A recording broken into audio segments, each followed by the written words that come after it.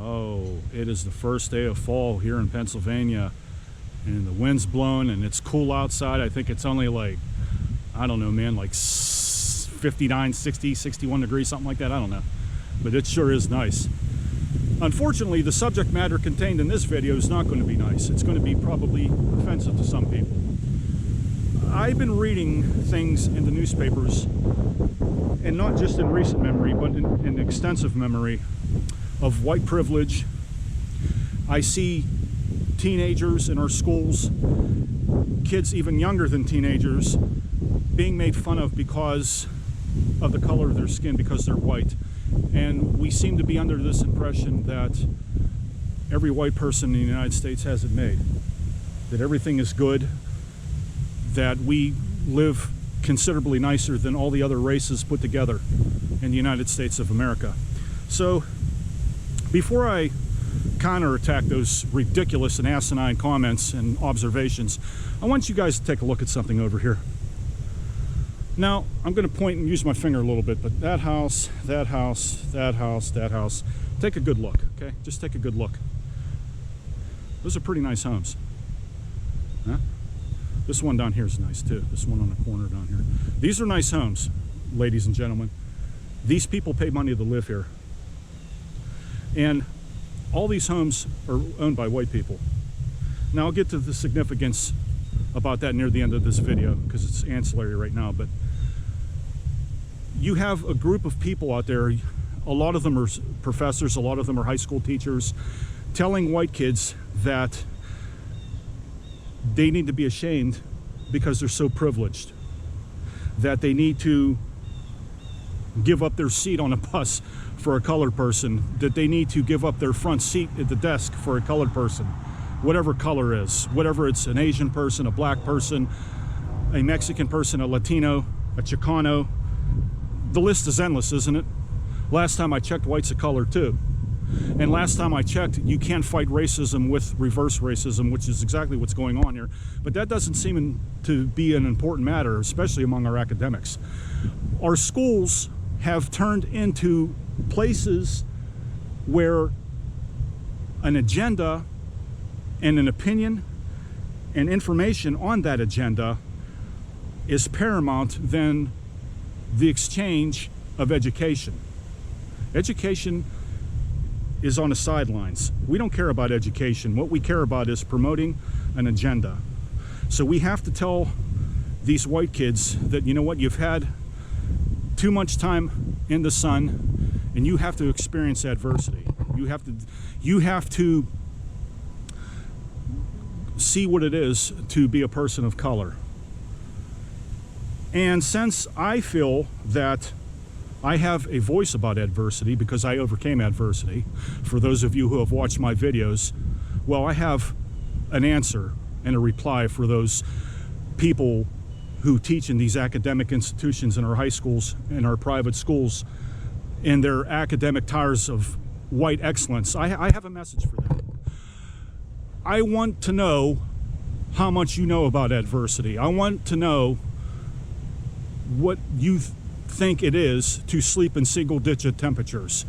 Do you know what it is like to sleep in single-digit temperatures just with a coat on you? Do you know what it's like to sleep in single-digit temperatures near an icy river? Do you know what it is like to go hungry for 4, 5, 6, 7 days straight without eating one morsel of food? Do you know what it is like to be in an inner city and constantly have to watch your back so that you do not get attacked by anybody, so that you don't get robbed by anybody, so that somebody does not hurt you? Do you know those things about adversity? Do you have ever experienced anything like that with adversity? What solution do you have for those? Do you have solutions? Do you talk about this in your class about white kids who go home after school to a troubled house? Because contrary to popular opinion, white people have problems too. Can you explain adversity to a white child who goes home and is being abused physically, verbally, and mentally by his parents? Who has a drunken father who comes home and beats the daylights out of him? Do you have answers for that kind of adversity? Do you talk about that with your students? Do you know what that's like? because you sure as hell don't preach about it. Instead, what you do is you tell people that because they're white, that they have already exercised their rights as an American. You have told people who are of the white skin that it's not okay that you're white. These are the very same people who say and live in these homes that they know all about adversity. Do they really? Have they experienced what you are experiencing? Are some of you out there who are watching my videos and what I've just said in relation to physical abuse? You don't have to say it collectively. You don't have to say it, just say it to yourself. You don't have to answer me out loud. Do you know what that kind of adversity is? Have you faced that in your life? Well, I faced it in my life. And I'm going to tell you something. I'm not going to silence myself because I'm a white person. I'm going to reap the benefits of me overcoming things in my life, of overcoming adversity. I am not a victim. I am victorious, just like so many people out there are. And there's a lot of people out there right now who are watching my videos and they're facing adversity. Even if they're black, if they're white, if they're green, Asian, it doesn't matter. They're out there facing adversity. My advice to you is simple. If you've been a fan of my channel and you've watched my videos and you see what I have developed and what I've gone through and how far I have moved on in life, then you're going to see that what I'm about to tell you is not going to come as a surprise to you. If you're facing adversity in your life right now, there are things that you can do to change it instead of playing a victim. If you're homeless and you're sitting in a park like this and you're feeding squirrels and you're not doing anything but watching YouTube videos, or you're sitting in a public library wasting taxpayers' time because you're feeling sorry for yourself and throwing yourself a pity party, maybe it's time you get up off your butt, utilize the services that are offered to you, that have been offered to you, because I know they've been offered to you because they were offered to me. Look in my Pittsburgh, Homeless in Pittsburgh series. All the links below those videos I post on there because I have a personal connection with them, because those were the organizations that helped me with my adversity. So take the next step. I said this in my videos before, and I'm going to say it one more time for those of you who do not understand, and a very wise old homeless man told me this. He said, Mark, there's a difference between being homeless and being a bum. What are you? If you have a drug or alcohol problem and you're homeless because of that, it's time to clean up your act. God's not going to do that for you. Black Lives Matter is not going to do that for you. The white man's not going to do that for you. You're going to have to do that. You're going to have to take responsibility for what happens in your life. And more than any time in your life, right now is when you got to make choices that's going to affect your life. So before you can do anything and before you can point the finger at anybody, why don't you clean up your own act first? Clean up your own backyard. It starts with you. I don't want to hear no more about reparations being paid. Speaking, I'm going to say this real quickly. Speaking of reparations, if we're going to talk about reparations, tell your white teachers this, okay? We should start maybe with Africa, because that's where slavery started. It was blacks trading blacks off. Maybe we should start there. Or maybe, just maybe, there's an alternative to that too.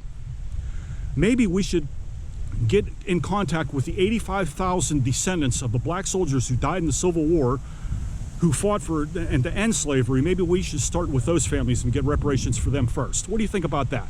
There's an idea. Why don't you tell your white social studies teacher that? Or your white math teacher, or your white physics teacher, or whoever it is that's shoving adversity down your throat and telling you that it's wrong for you to think that it's okay for you to be white.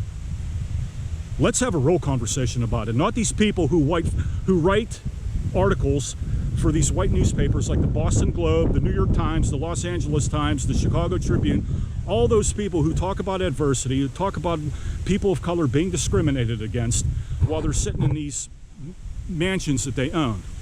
They have no idea what it's like to really experience adversity, especially for the things that I just listed and just mentioned in this video. But for those of you who do, then you know what I'm talking about. Now, if you know what you're worth, go out and get what you're worth. But don't come back and point fingers at the white person in Black Lives Matter and say, you ain't where you want to be because of that. That's what losers do. So you can either sit on the sidelines and watch, or you can actually make something of yourself and do it. I don't care what kind of background you come from. All of you matter.